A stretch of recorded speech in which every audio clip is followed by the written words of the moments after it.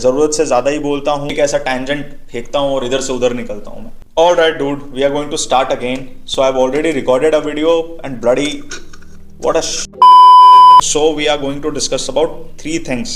What is Hyrox? Why am I doing Hyrox? And how I will be doing Hyrox. That is what will be my training strategy.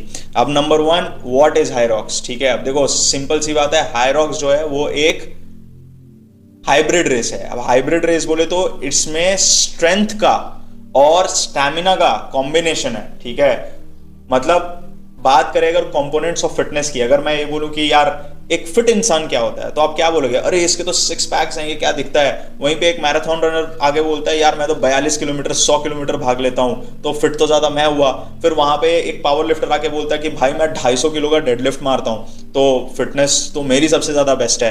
And फिर उसके बाद जो है वहां पे एक बॉडी बिल्डर आके खड़ा होके फ्रंट डबल बाइसेप मार के बोलता है कि यार you know see all these muscles and I am at 10% body fat और 8% बॉडी फैट, तो यार बेस्ट तो मेरी फिटनेस हुई। बट अगर हम बात करें कंपोनेंट्स ऑफ फिटनेस की, तो मेजरली 2 चीजें निकल कर आती हैं। दैट इज आपका मस्कुलर स्ट्रेंथ, ओके, आपका मस्कुलर एंड्योरेंस एंड आपके हार्ट का एंड्योरेंस, आपका कार्डियोवैस्कुलर सिस्टम, प्लस आपकी फ्लेक्सिबिलिटी, आपकी मोबिलिटी। अब जब आप इन सारी चीजों का ब्लेंड बनाने लग जाते हो कि आपके बॉडी फैट का परसेंटेज कितना है, ठीक है, तब एक प्रॉपर मेजर निकाल सकते हो कि हाँ यार एक इंसान एक्चुअली में कितना ज्यादा फिट है। अगर एक इंसान दिखने में बहुत ज्यादा अच्छा है बट वो 1 किलोमीटर भाग नहीं पा रहा है, तो हम उसे फिट नहीं बोल सकते। ठीक है, and at the same point of time अगर एक इंसान बहुत ज्यादा दौड़ ले रहा है बट उसको थोड़ा सा वजन उठाने को बोल दिया जा रहा है और वो वजन को नहीं उठा पा रहा है, तो हम उसे भी फिट नहीं बोलेंगे। तो हायरॉक्स क्या है कि हायरॉक्स में एक ब्लेंड लेकर आना पड़ता है आपको स्ट्रेंथ का एंड स्टैमिना का। हालांकि स्टैमिना का थोड़ा सा ओवर पावर यहाँ पे ज्यादा है, स्टैमिना ज्यादा ओवर पावर हो रहा है यहाँ पे। अब हम बात करते हैं कि एग्जैक्टली होता क्या है हायरॉक्स में। देखो, हायरॉक्स में आप टोटल 8 किलोमीटर दौड़ते हो और हर 1 किलोमीटर के बाद आपको एक वर्कआउट स्टेशन मिलता है जहां पे आपको वो वर्कआउट को कंप्लीट करना पड़ता है।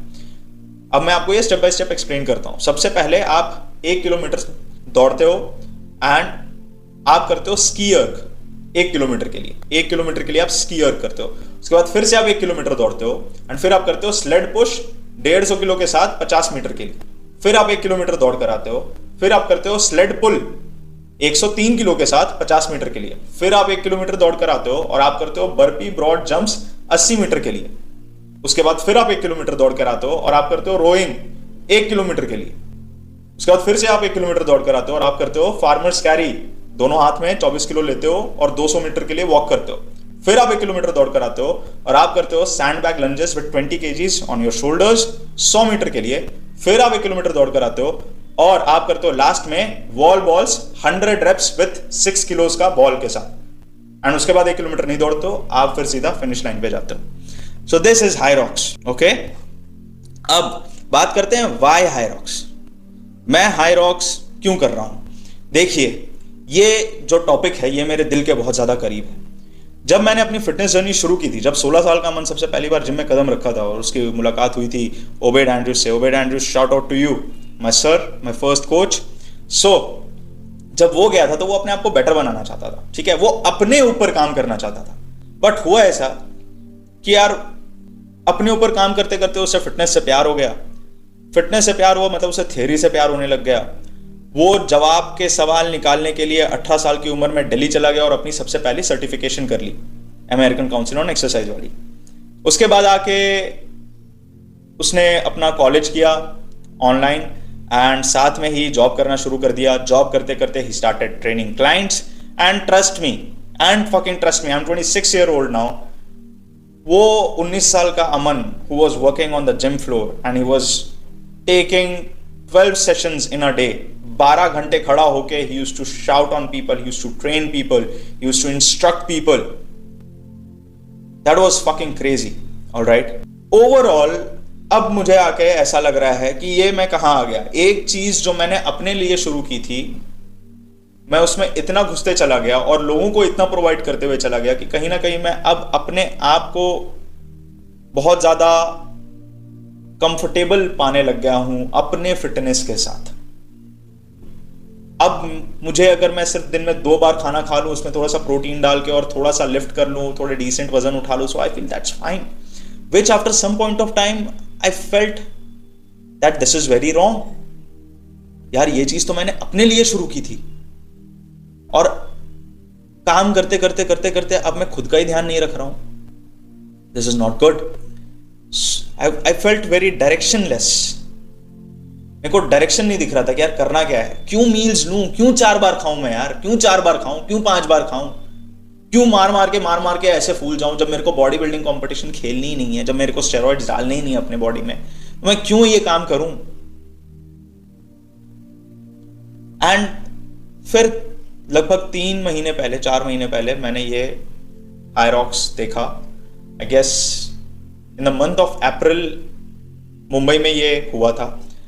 And I just felt that you know मुझे भी ये चीज करनी है। So yeah from there that thought came in, and right now I am eating 1 2 3 4 I am eating 4 meals in a day, and I am training religiously. मैंने अपना एक training programme बनाया है, सालों बाद मैंने अपने लिए एक ट्रेनिंग प्रोग्राम बनाया है, और ये जो मैं चीज कर रहा हूँ ये अपने लिए कर रहा हूँ। तो अगर मैं बात करूँ that why am I doing this thing, I am doing this thing for my self after a long time.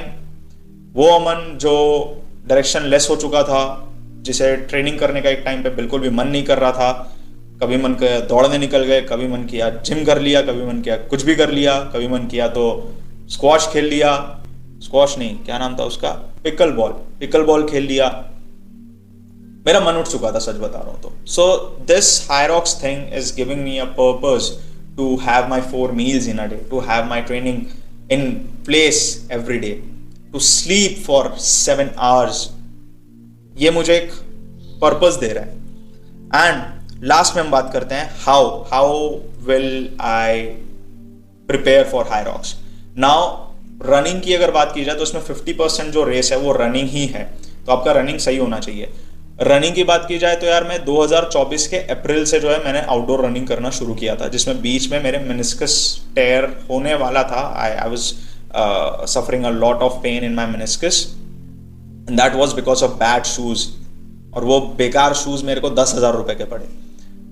सो या महंगी चीज हमेशा अच्छी हो, इट इज नॉट नेसेसरी। और अभी लगभग 2 हफ्ते पहले से मैंने शुरू किया टेम्पो रन्स, जहाँ पे मैं 1 किलोमीटर का सेट लेता हूँ, एंड उसके बाद I walk for like 200 meters in a rested stage. मैं अपने आप को रेस्ट देता हूँ, and I run again for 1 kilometre, and I am doing like 5 to 6 sets of these. Now why I have switched this, because Hyrox में it doesn't matter कि तुम कितना लंबा दौड़ दो, वो माइलेज मैंने बिल्ड कर लिया, ठीक है। My muscles are very well known with this mileage वाला थिंग, कि ठीक है अपने आप को लंबा पुश करना है, मैं धीरे धीरे लंबा पुश कर दूंगा, 20 किलोमीटर तक भी मैं चला जाऊंगा दौड़ते हुए। हायरॉक्स में ऐसा है कि भैया तुमको जल्द से जल्द वो डिस्टेंस कवर करना है 1 किलोमीटर का। So I started working on my speed, and as I rammed up my speed, मेरे टेंडनाइटिस में, एंकल के टेंडन्स में जो है टेंडनाइटिस डेवलप होने लग गया। दैट इज कि जो टेंडन्स थे वो उसमें इन्फ्लेमेशन आने लग गया। एंड अगर आप इसके कुछ एक्सीडेंट्स वाले वीडियो देखोगे जहाँ पे टेंडन उखड़ रहा है, ट्रस्ट मी ये चीज़ एक बार हो जाती है तो उसके बाद दुनिया थोड़ी सी आपकी उथल पुथल हो जाती है, and I don't want myself to get injured. तो मैंने क्या किया कि जो मेरा वीकली 2 आउटडोर रनिंग सेशन था, उसको मैंने अभी सिर्फ 1 आउटडोर रनिंग सेशन पे मेंटेन करके रखा है, because I need to give enough rest to my tendon in order to recover properly. And apart from that, I am working on all the other things which I can work on. So I am doing 3 upper body sessions so I can maintain good strength in my body, all across the body. And I am doing 2 Hyrox specific high intensity training, जिसमें एक में I am keeping very short bursts of exercises with some rest, and एक में I am keeping थोड़े से लंबे duration के लिए, जो स्टैंडर्ड ड्यूरेशन है, I be doing that and I be taking some rest. So this is the overall strategy what I'm following right now, and yeah, so this was the first video for this Hyrox series, and I'll try to make more videos on this topic. कि आगे क्या हो रहा है, कैसे हो रहा है, सारे अपडेट्स देने की मैं कोशिश करूँगा. And if you guys have any doubt or any questions, feel free to drop it in the comment, and I'll see you in the next one. All right, bye bye, see you, take care, sayonara, sat sri akal.